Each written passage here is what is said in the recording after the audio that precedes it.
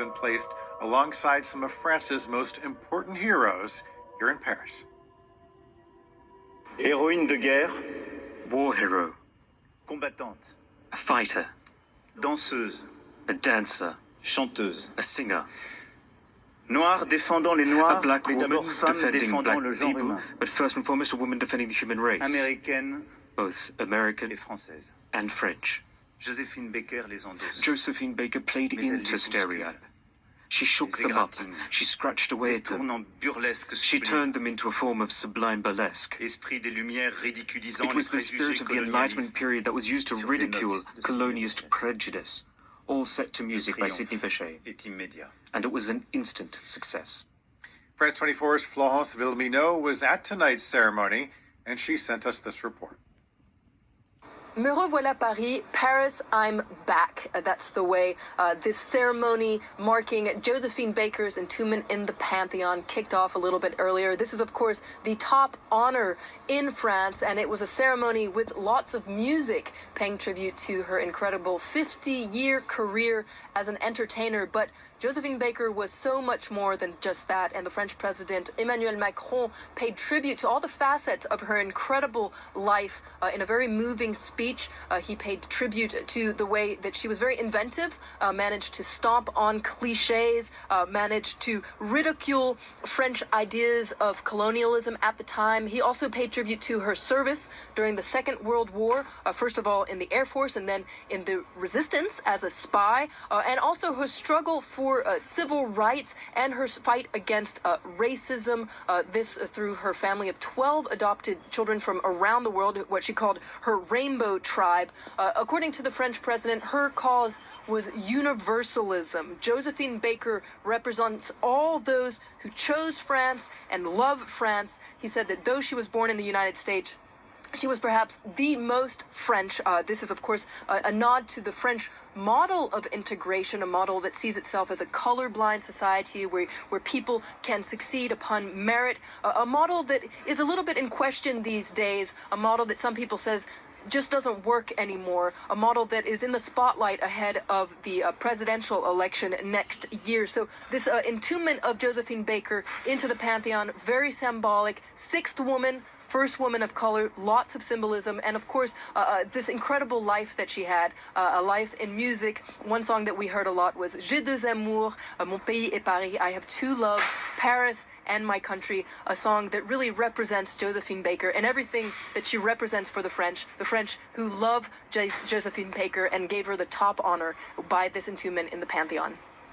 And that's France 24's Florence Villeminot reporting for us from Paris.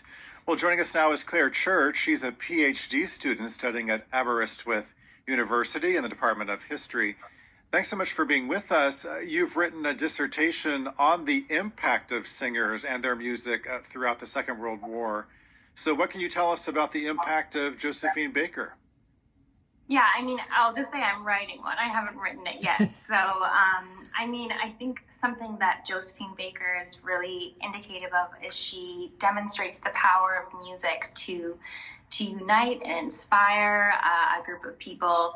As part of my research right now, I'm looking at soldiers' accounts and people who were in the audience during her performances and looking at their reactions. And something that a number of them note is really the power of her music and her art and her entertainment to move and to unite them and to inspire them, bond them to one another, but also bond them to the cause, and remind them really of their own humanity in many cases. And I think ultimately Josephine Baker is really indicative of the value of art, the value of music during times of crisis, and I think that's really important.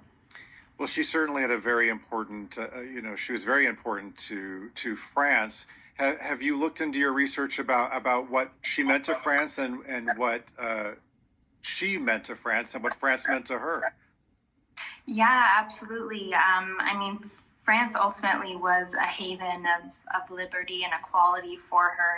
It was really important. She came from the U.S. in the early 1900s, where she was actively discriminated against, ultimately abused, traumatized.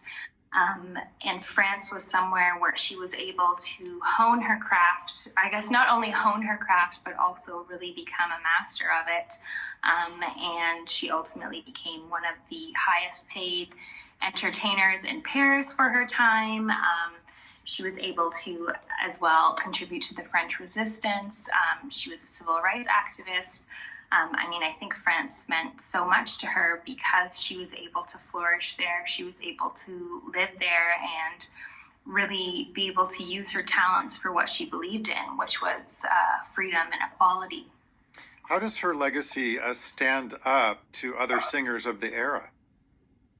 I think that's a great question. I think her legacy, ultimately she was a person of color. She was a bisexual, something that not a lot of people talk about. She was also an immigrant. And so she is deeply representative of so many different groups that are often not recognized. Often women as well are not recognized when we're looking at times of crises and war, and especially the Second World War. And so recognizing Josephine Baker as one of these singers is a wonderful move to recognize more representative heroes, to recognize more diverse heroes, something that we really sorely need. So you've studied her life. You're taking an academic approach to this, but do you have any personal thoughts about Josephine Baker? I think she's an incredible woman. She's extremely talented, and I think something that she's done is she's used her own talents to fight for what she believes in, which I think is something that everyone can recognize and find inspiration in. I think it also demonstrates that as a society, who we choose to prop up as heroes and who we choose to memorialize, either in the pantheon or whether it be in statues, is it says a lot about our collective values, what we value as a society. And for so long, just a certain demographic of people were recognized. Quite frankly, it's usually kind of white older men who were perhaps known for military or political contributions. But we know that heroism isn't limited to just these qualities. So Baker being recognized in the pantheon is just demonstrative that we're starting to look at a wider range of heroes and really value that as a society, which is really beautiful. Okay, Clare Church, PhD student studying at Aberystwyth University in the Department of History. Good luck on your dissertation, and thanks so much for joining us. Thank you so much. Here in France, the far-right figure Eric Zemmour is running for president. He threw his hat in